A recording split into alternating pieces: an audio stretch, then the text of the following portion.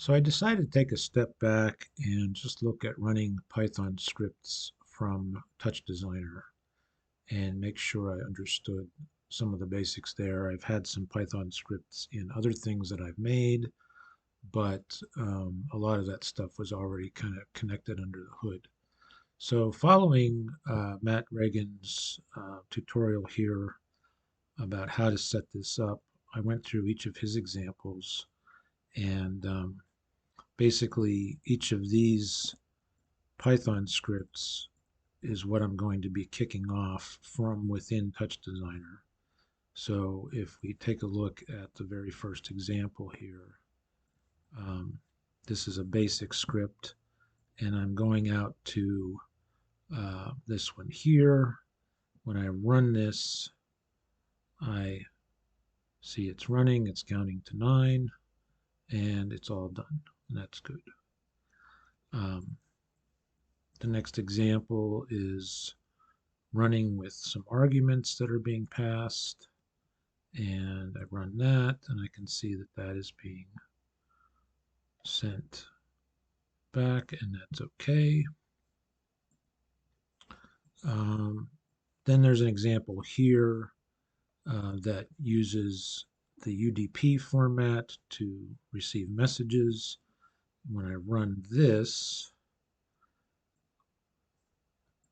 I'm connecting to the script, I'm running the script, it's sending back messages here every 2 seconds, and that'll go up to 10. I have a very similar example here, which was the final example that he gave, that accepts arguments and passes back the values, which is basically exactly what I want to be able to do at some point. So when I run this, I'm getting that. So these all work the way they're supposed to work. Where I run into problems is with starting with even the most basic BCI script to get data from the site and to get the basic connection data and everything.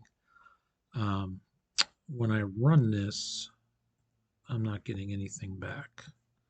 And if I look at the return here, all I'm getting is this.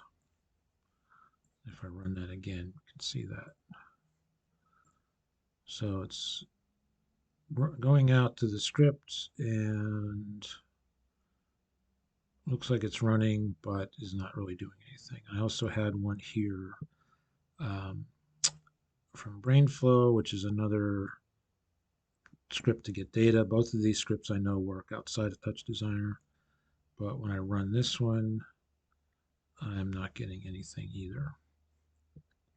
So still not making the connection between running these other scripts that work fine and the ones that I want to run, getting them to run and return anything, even an error that can help me troubleshoot. So that's kind of where I'm at.